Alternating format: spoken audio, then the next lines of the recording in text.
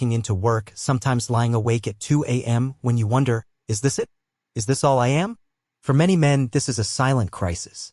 Because on the outside, you're fine. Maybe even successful. You're the guy everyone counts on to pay the bills, to fix what's broken, to show up and be strong. But inside, you're exhausted, maybe even empty. The mental health of men in this age group is one of the least talked about but most pressing issues of our time. We live in a world that still rewards stoicism over sensitivity, performance over presence, and silence over struggle. And it's killing us slowly. Why this book exists? This book is a mirror and a flashlight. A mirror to help you see yourself again. A flashlight to help you find the way forward even in the dark. You'll find real talk in these pages. No fluff. No shame. Just honesty, reflection, and tools to help you reconnect with your identity and rediscover your purpose. You are more than a role. More than your salary. More than the man everyone else sees. You matter. Your mental health matters. And it's time to make space for you in your own life. Coming up in this journey. In the chapters ahead, we'll explore the masks men wear, the pressures we carry, and the paths we often lose ourselves on. But more importantly, we'll also explore how to reclaim ourselves one honest step at a time. You matter. You are not broken. Your mental health matters. You are not weak for feelings. And it's time to make space for you in your own life. Let's begin. Coming up in this journey. In the chapters ahead, we'll explore the masks men wear, the pressures we... Chapter 2, the roles we wear, father, husband, provider. Before anyone sees you, they see what you do. You're introduced as a husband, a father, a manager, a business owner, a provider. These titles are meant to be badges of honor, and they are, but what no one tells you is how heavy they can become when they're all you're known for. Somewhere between soccer practices, business meetings, late-night emails, and paying the bills, a question starts to whisper louder a father, and louder. A manager, What happened to me? a business owner, The expectations a provider. that shape us. These titles From a are young meant to age, be many of badges us of are taught honor, the same and they are, unwritten but what script. no one tells you Be is how strong, heavy they can become provide, when they're all you're protect. known for. Don't complain. Somewhere between It's a soccer script passed practices, down through business meetings, generations from late-night fathers who emails, meant and well, paying the from bills, media a that question idolizes starts to toughness, whisper from louder. societies Father, that a rarely manager. leave What room happened for to a business emotional owner? The complexity in expectation. men. Provider. Shape us. So we these embrace titles from a are young meant to age be the badges words of are taught. honor, We and show they up. are, but what We no become one the tells man, you is how reliable, heavy they can become responsible, when they're all you're known protect, for. and we succeed Somewhere at between playing the role. soccer Script passed practices, down through business what happens meetings, when the role late-night becomes emails, and reality? paying the From bills, media a that question idolizes starts to toughness, whisper from louder. societies Father, that a rarely leave manager. room. Being a dad is one of the most sacred and rewarding roles a man can hold, but it's also one of the most demanding. You're not just trying to be a good dad, you're trying to be better than the one you had or didn't have. You're trying to Soccer protect your practices, kids from the business world meetings, when the role late-night becomes emails, and reality. paying the For bills, media a that question idolizes starts to toughness, whisper louder. societies Father, that a rarely manager. leave room for healing too. Being a dad is Your one of kids the need you most present, sacred not and rewarding perfect. roles a man Husband, can the hold, silent but it's partnership. also one of the most Marriage in this demanding. phase of You're life not can just trying to become be a quiet good dad, routine. you're trying to be You better love than her the one you deeply, had but or when the didn't days are have. filled with You're trying to resentment, practices, bills, business from meetings, survival, late-night becomes emails, and reality. paying the bills, For a media question that starts to idolizes whisper toughness, louder. Father, a manager. to healing too. Being a dad is Your one of the kids need most you present, sacred and not perfect. rewarding roles a man As a can man, hold, you might carry but your it's also pain one of the inside. most Marriage in demanding. this phase of You're life not just can trying to be a become good dad, routine. you're But trying to be letting better go than the of one her you had or when the didn't days are have. filled with You're trying to relationships, practices, bills, business marriage is meetings, fun, but that doesn't mean you stop being individuals. You're allowed to have needs. You're allowed to ask for emotional support. You're allowed to struggle. They need you whole, not heroic. Provider, the role that rarely rests. Providing is noble. It's a way we express love. But it's also a role that doesn't come with a pause button. You might feel like you're only as valuable as your last paycheck, your last business win, your last decision. You start to believe that your worth is tied directly to your productivity. And when you're not producing, you feel like you're failing. This chapter is here to tell you, you are more than what you produce. You are not an ATM. You are not a machine. You are a man, with thoughts, dreams, struggles, and depth. Breaking the pattern. The key isn't to abandon these roles. They're important and often fulfilling. The key is to make sure they don't define your entire identity. Here's your challenge. Don't just be a father. Be you and father from that wholeness. Don't just be a husband. Be you and love from that fullness. Don't just be a provider. Be you and provide from that authenticity. You are a man first. Complex, emotional, worthy. And that man matters deeply.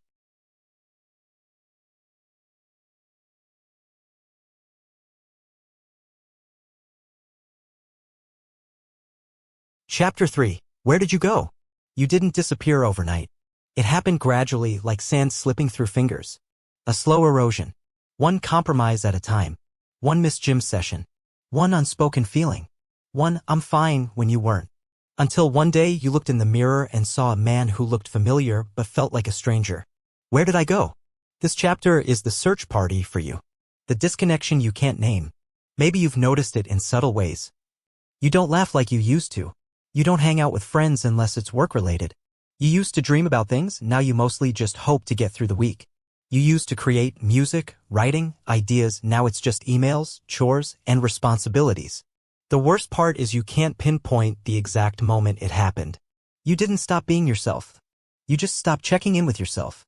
Busyness as a disguise. We wear busyness like armor. It makes us feel important, productive, needed. It also keeps us from having to confront the emptiness underneath. When you're always busy, you don't have time to ask deeper questions like, do I even like who I've become? Am I happy or just numb? What would I do if I wasn't afraid? Busyness is not the same as purpose. Movement is not the same as meaning. When your identity is in what you do, we often build our identities around what we do, not who we are. But what happens when that job ends? When the kids grow up? When the house is quiet? When there's no one to take care of but yourself? Suddenly, there's an uncomfortable silence, and in that silence, the real you waits. Here's the truth, you are allowed to rediscover yourself. Even if you feel late. Even if others don't understand. Even if you're scared of what you'll find. Start with the smallest clues. You don't need a midlife crisis, you need a midlife awakening. Begin by listening to what still lights you up. Maybe it's that old playlist from your 20s. A sport or hobby you haven't touched in years. A book or podcast that stirs something inside. A memory of when you felt most like you. Those clues? They're not just nostalgia. They're breadcrumbs back to your core. The good news. The man you used to be? He's not gone. He's just buried under the noise, the weight, the pressure. He's waiting. Not for permission, but for attention. This isn't about leaving your life behind. It's about bringing yourself back into it. Because your family doesn't just need a role filled. They need a man who is alive. And so do you.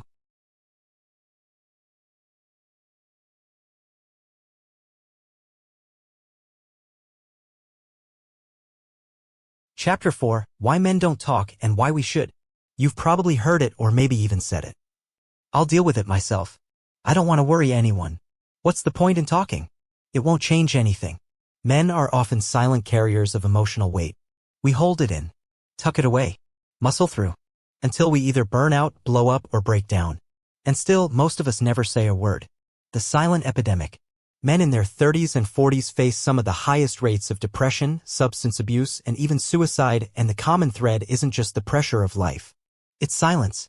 We don't talk about feeling lost in marriage, fearing failure at work, worrying that we're bad fathers, not liking the person in the mirror, feeling numb or empty or nothing at all. Why? Because most of us were never taught how to talk about those things, and worse, we were taught we shouldn't. The messages we were given.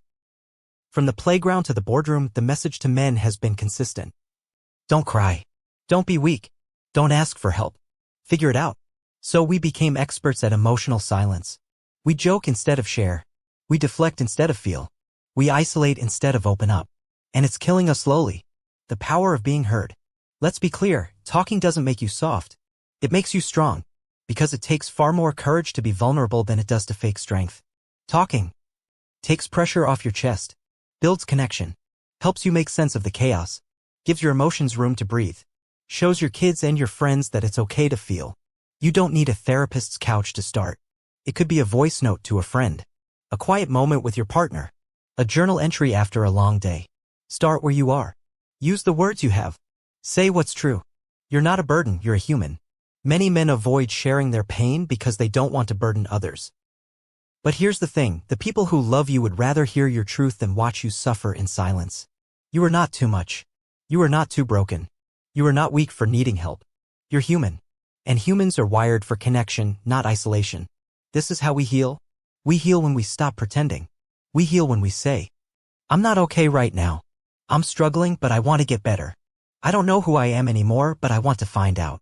Talking won't fix everything, but it will open the door to something better. And sometimes opening the door is the bravest thing you can do.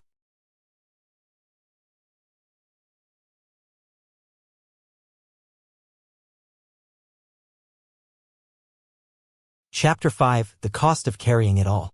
There's a reason your shoulders ache even when you haven't been to the gym. You carry more than weight, you carry pressure. The pressure to provide. The pressure to perform. The pressure to be stable, strong, steady even when you're falling apart inside. This invisible load adds up. It doesn't shout, it whispers. At first, it's just stress. Then it becomes sleepless nights. Mood swings. Disconnection. Quiet resentment. Apathy. Burnout. Depression. Carrying it all is not noble when it's killing you. The unseen load. You might not even realize how much you're carrying because you've normalized the struggle. You've built your life around the idea that you must always be on. But it shows up when you snap at your kids and feel instant guilt. When your patience is gone even with the people you love. When you stare at the ceiling at night thinking, I can't do this forever. And still, the next morning you get up and do it all over again. Because you feel like you have no choice. That cycle? It's not strength. It's slow erosion. Stress is a thief. Unchecked stress doesn't just take your peace. It steals. Joy because everything starts feeling like a task. Connection because you shut down emotionally. Health because your body begins to break down. Identity because you become a machine, not a man. We tell ourselves we're just tired, but deep down we know it's more than that. It's the soul-level fatigue of always being needed but never being nurtured. Why asking for help feels so hard? Men often equate asking for help with failure. But refusing help doesn't make you stronger, it just makes you lonelier. You wouldn't let your best friend drown just because he didn't ask. Why treat yourself any differently? Let go of the myth that real men handle everything alone. The strongest men are the ones who know when to put something down before it breaks them. Put the armor down. There comes a moment in every man's life when the armor he's worn, pride, silence, toughness, becomes too heavy to bear. That moment is your invitation to do something revolutionary. Take it off. Talk to someone. Delegate. Say, I can't right now. Get help, professional or personal. Create time for yourself without guilt. This isn't weakness. This is wisdom. Because the goal isn't to carry everything. It's to carry what matters and let go of what doesn't. Redefining strength. Strength isn't how much you carry, it's knowing when to set something down. It's saying, I need help. I can't do it all. I'm tired and I matter too. You were never meant to carry the world. Just you're part of it with support, with honesty, and with care for yourself along the way.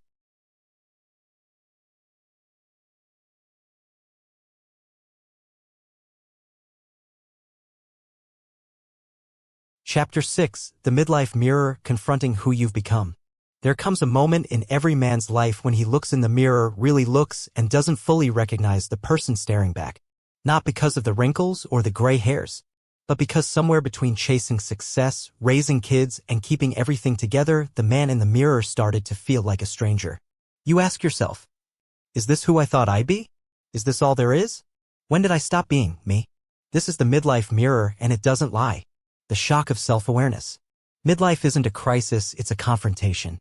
It's the moment you realize that the choices you've made, the dreams you've shelved, and the identity you've built all come under review.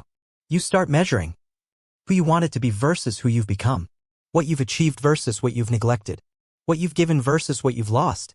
And it's not always a pretty picture. It can feel disappointing, confusing, even shameful. But here's the truth. Clarity isn't cruelty. It's an invitation. The fear beneath the reflection. It's not just about what you see. It's about what you fear. That you've wasted time. That you've become hard, numb, or disconnected. That you've compromised too much or settled too early. That the best version of you is somewhere in the past. This fear doesn't make you broken. It makes you human. And it tells you that something inside is still alive, still searching, still hoping.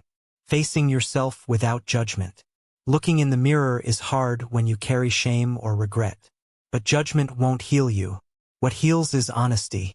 Ask yourself, what parts of me have I hidden to survive? What have I abandoned in the name of responsibility? Where have I compromised my joy, my passion, my truth?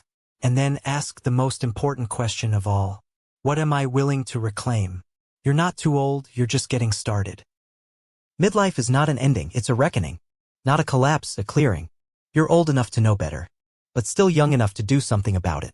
Maybe this chapter of your life isn't about becoming someone new, but returning to the man you were always meant to be beneath the stress, the expectations, the titles. That man is still there. Still breathing. Still ready. Choose to see yourself. Today, the mirror may show fatigue, disappointment, or confusion. But tomorrow, it could reflect something else: courage. Courage to change. Courage to let go. Courage to dream again. Your story isn't over, it's unfolding. So take one more look in that mirror, and instead of asking, "What happened to me?" start asking, "What can I build from here?"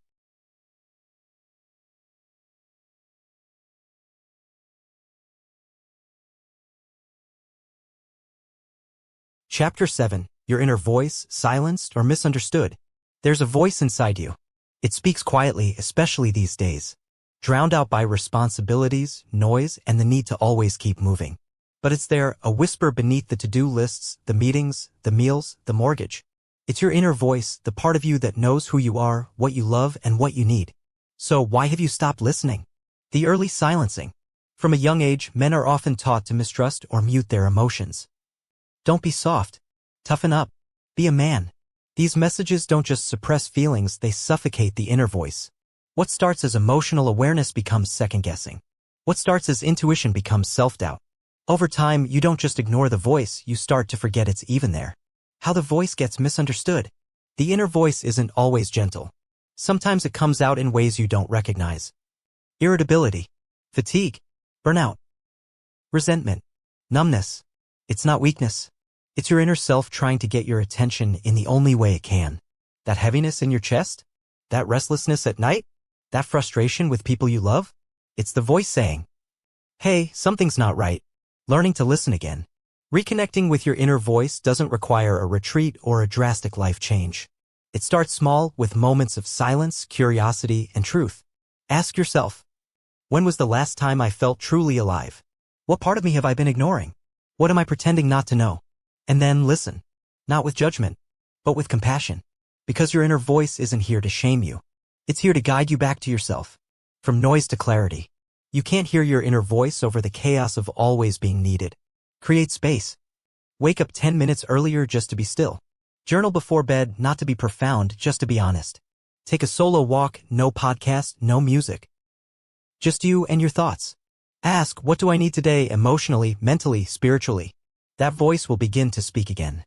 At first it may sound unsure or quiet, but the more you listen, the clearer it gets. You're not broken, you're buried. That voice you silenced? That passion you parked? That dream you dismissed? They're not gone. Just buried under years of doing what you had to do. Now it's time to rediscover what you were meant to do. Your identity isn't in what the world says. It's in what your inner voice knows. Listen to it. It may be the most honest part of you left.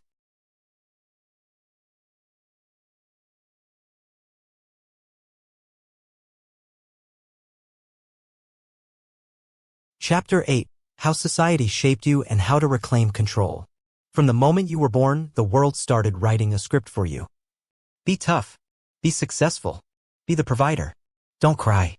Don't complain. Don't stop. Without even realizing it, you followed much of that script. You've checked the boxes: job, house, family, responsibility. But now, somewhere between 35 and 45, you're left wondering, whose life am I really living? The box you were put in. Society has a blueprint for men. Be strong, silent, and stoic. Chase money, titles, and power. Don't show vulnerability. Don't ask for help. Be useful or be invisible. It's a tight box, and if you step outside it, you risk being seen as weak, lazy, or broken. So most men stay in it. We wear the mask. We hustle for approval.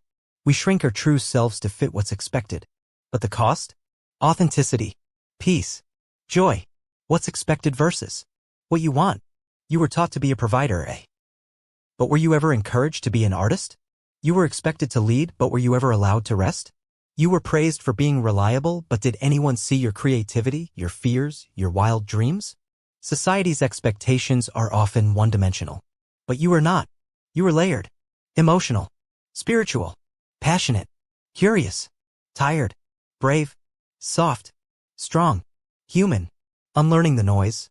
Reclaiming control of your life starts with unlearning the false truths you were handed. You don't have to suffer in silence to be a man. You don't have to prove your worth through work alone. You don't have to bury your dreams for the sake of stability. You don't have to be everything to everyone to matter. You get to define manhood for yourself. And that begins the moment you stop chasing approval and start chasing truth. Your life, your terms. Here's what reclaiming control might look like. Saying no to what drains you even if it disappoints others. Changing careers at 40 because you finally know what you love. Going to therapy, not because you're broken, but because you deserve healing. Spending time alone, not to escape, but to reconnect. Letting go of perfection, pressure, and pretending. You get to choose. You always have, but now you're aware of it. From puppet to author. You're not a puppet on society's string. You're the author of your next chapter. What do you want to write? More peace? More purpose? More presence with your kids? More time to be who you really are? Reclaiming control means rewriting the rules for your life, your identity, and your joy. Because the world may have shaped your past, but you shape your future.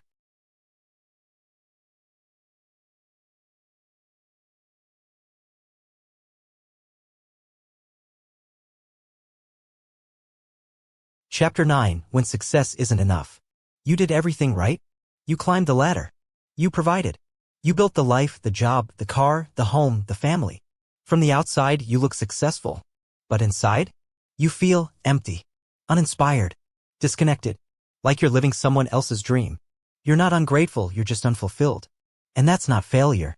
That's a signal. Success without purpose feels hollow. We're sold a version of success that's mostly external. Income, status, achievement, possessions. And sure, those things matter, they create security and opportunity. But they don't answer deeper questions. Who am I becoming? What impact am I making? Do I even enjoy this life I've built? Success without soul feels like running a race you didn't choose and wondering why the finish line feels so underwhelming. The trap of more. If success didn't make you feel complete, the world's advice is always, go for more. More money. More hours. More titles. More hustle. But what if what you need isn't more? What if it's different? More peace. More meaning. More presence with your kids. More creativity, joy, or authenticity. You don't need to quit everything and live in the mountains. But you do need to stop chasing goals that leave you spiritually bankrupt. The courage to redefine winning. It takes strength to build success. It takes even more to admit when it's not working for your soul. Redefining success might mean leaving a role that pays well but drains you. Prioritizing time over money. Saying no to the promotion and yes to your family. Choosing meaning over metrics. When you define success on your terms, the reward is deeper than money, it's alignment. You start living in a way that actually feels right, not just looks right. You're allowed to change the rules. Just because success used to mean one thing doesn't mean it has to stay that way. You're not who you were at 25. So why are you still chasing what 25-year-old you thought mattered? Let this chapter of your life be different. More intentional. More inward. More real. You're allowed to change. You're allowed to want more from your life than just the appearance of winning. Because true success is when your outer life reflects your inner truth.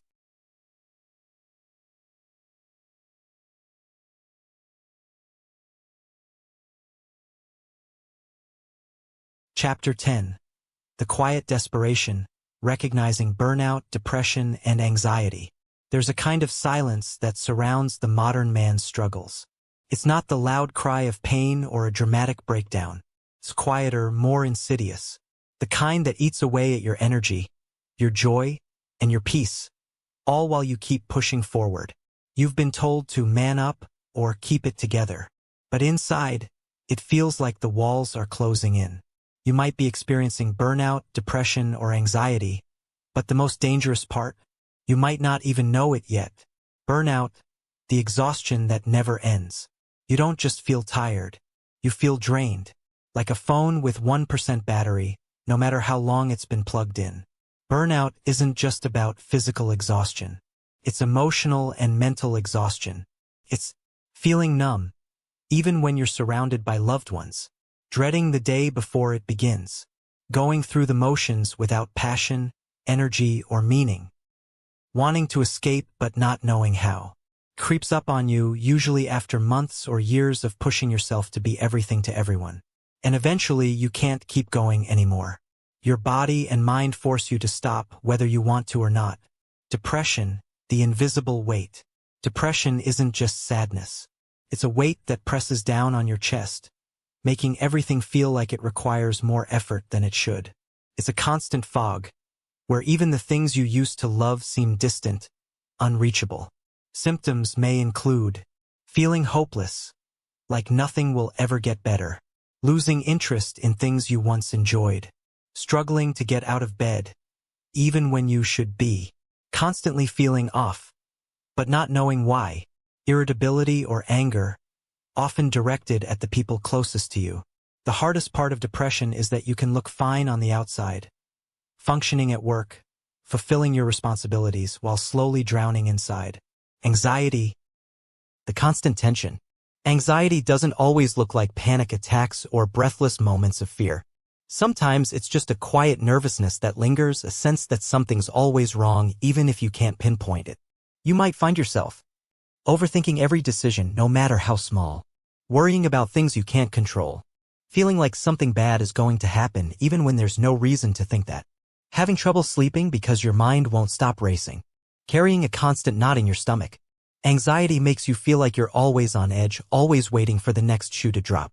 It's exhausting, and over time it can rob you of your peace and well-being. The danger of ignoring it. For so long, we've been taught that being a real man means holding everything together even when it's falling apart. But here's the truth. Ignoring your mental health doesn't make you stronger. It just makes the problem worse. Burnout doesn't get better if you keep pushing harder. Depression doesn't lift if you just wait it out. Anxiety doesn't disappear if you ignore it. You're allowed to admit that you're struggling. You're allowed to take a step back, to breathe, to rest. The first step, recognition. The first step to healing is recognition. And it's often the hardest part. Ask yourself, have I been ignoring my mental and emotional health? Do I feel tired all the time, not just physically, but emotionally? Am I more irritable or withdrawn than usual? Do I feel disconnected from the things I love, from the people I care about? Recognizing burnout, depression, and anxiety is not a sign of weakness, it's the beginning of strength. The next step. Taking action. Once you recognize what you're facing, the next step is taking action. That may mean talking to a therapist or counselor, someone who can guide you through your emotions without judgment. Taking time off work or cutting back on commitments to reclaim your energy. Reconnecting with loved ones, letting them know that you need support. Practicing self-care in a way that nourishes your mind, body, and soul, whether that's through exercise, hobbies, or quiet reflection. Healing doesn't happen overnight, but taking that first step is everything. You are not alone. Burnout, depression, and anxiety are not signs of failure. They're signs that you've been carrying too much for too long without the tools or support you need. Recognizing them is not a defeat. It's your chance to reclaim your peace, your health, and your life. You're allowed to rest. You're allowed to ask for help. And most importantly, you're allowed to heal.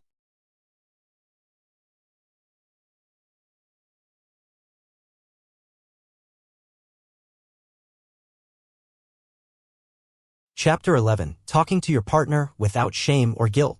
There's an unspoken rule in relationships. You're supposed to have it all together. You're supposed to be the strong one, the provider, the protector. The one who always knows what to do and how to fix things. But what happens when you don't have it all together? When the weight of life's responsibilities feels heavier than ever and your heart feels a little too full with emotions you've never learned to express. It's easy to hide, to retreat, to keep things bottled up inside. But that silence?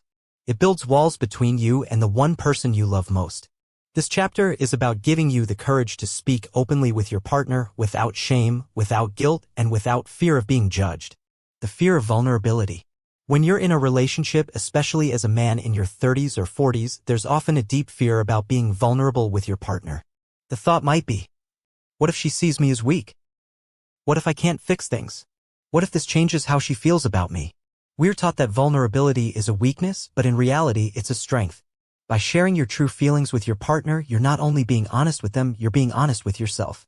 Vulnerability doesn't mean you're falling apart, it means you're showing up authentically.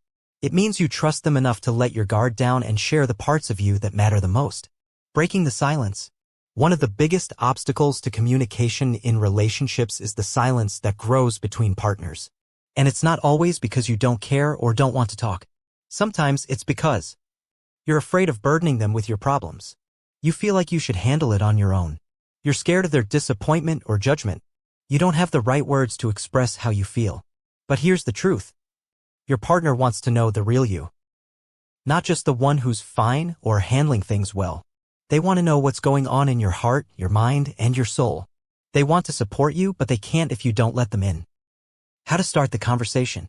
Talking about your struggles with your partner doesn't have to be a grand gesture. It doesn't have to be a formal sit-down or a long monologue.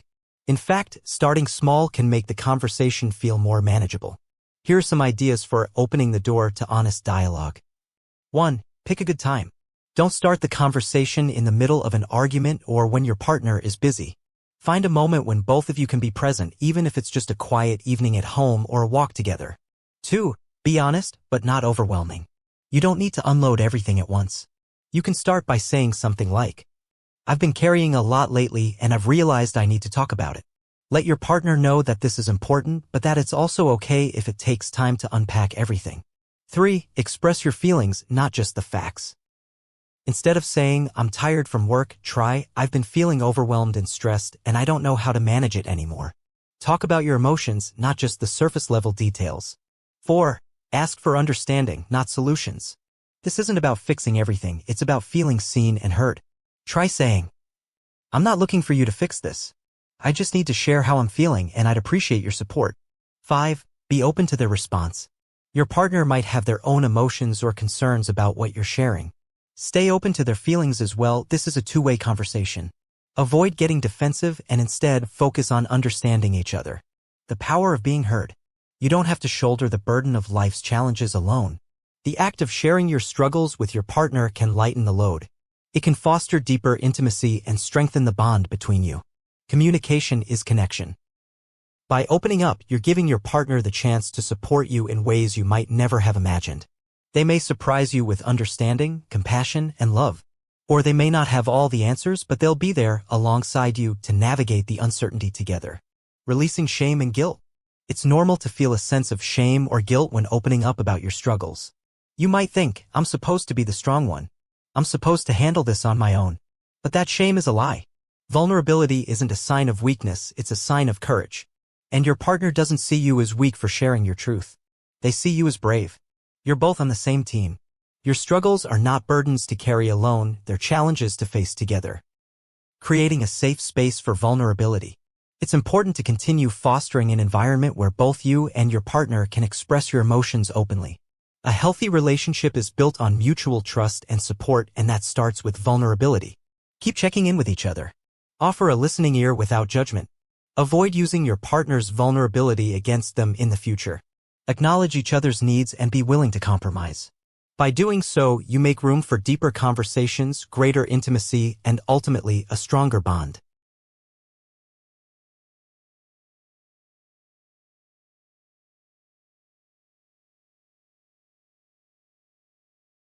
Chapter 12, Redefining Masculinity, Strength in Vulnerability.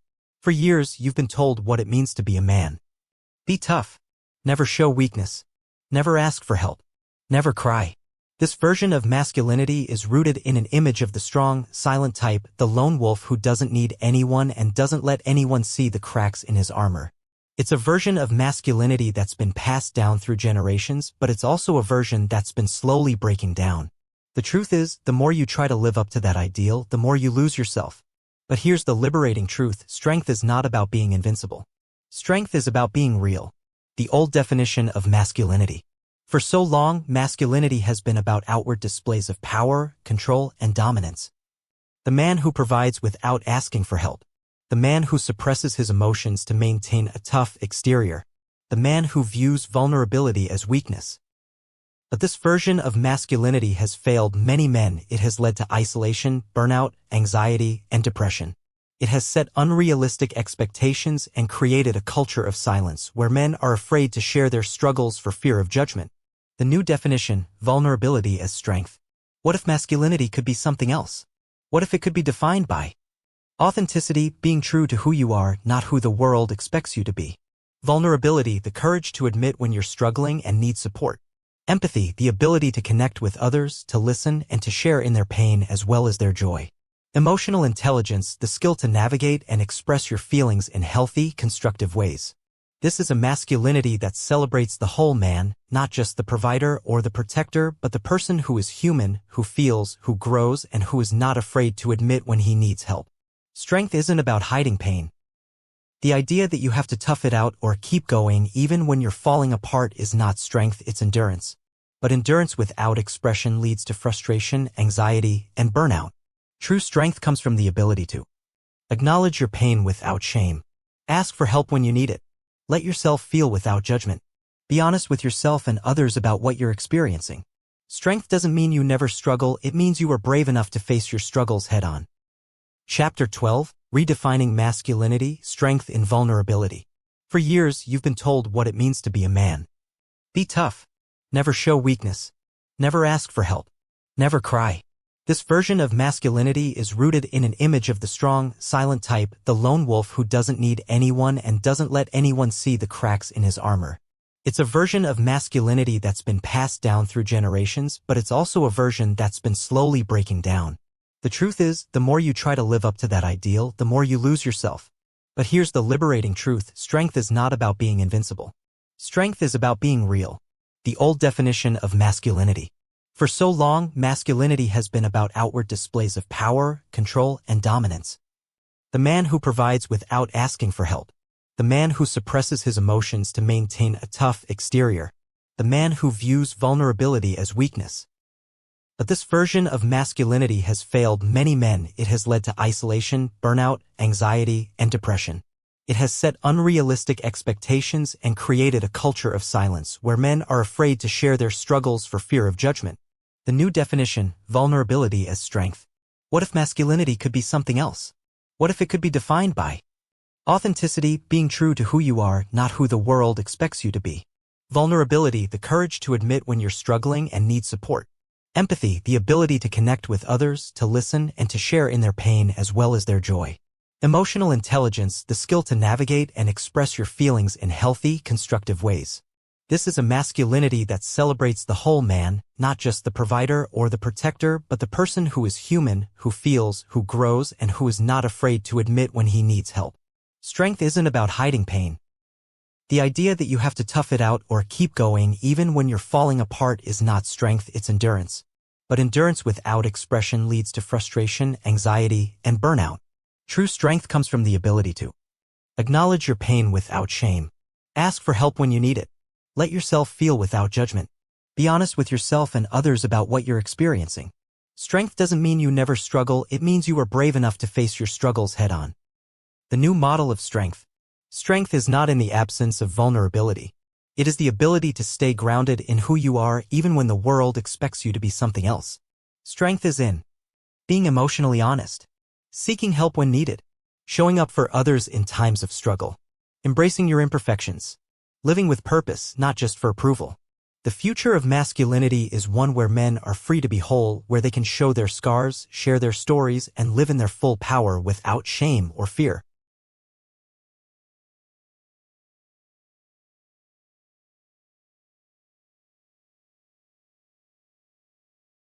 Chapter 13, Reconnecting with Your Passion. There was a time when your heart raced with excitement. You woke up eager to tackle the day because you knew exactly what you were working towards. Your passions fueled you, whether it was your career, a hobby, a dream project, or simply something that made you feel alive. But somewhere along the way, those passions became sidelined. They got drowned out by responsibilities, expectations, and the grind of daily life. Maybe you lost sight of what once made you feel unstoppable. Or maybe you told yourself that you didn't have the time, energy, or even the right to pursue what once set your soul on fire. This chapter is about rediscovering that fire, reconnecting with the things that light you up and remind you of who you are outside of your roles as a father, husband, or provider. It's about finding your passion again and learning how to make space for it even in the chaos of everyday life. The dimming of the spark. Over the years, life has a way of eroding your passions. You start out full of excitement, but over time, other priorities take center stage. Work pressures, family needs, financial concerns, they all have a way of overshadowing the things that used to bring you joy. Your passions can get lost in the shuffle, and slowly, you forget what it feels like to be truly excited about something. Maybe you've told yourself things like, "I don't have time for this anymore. It's too late to start again. That was a phase. I need to focus on what's important now." But somewhere deep down, you know that these passions were never just phases. They were the parts of you that made you feel most alive, most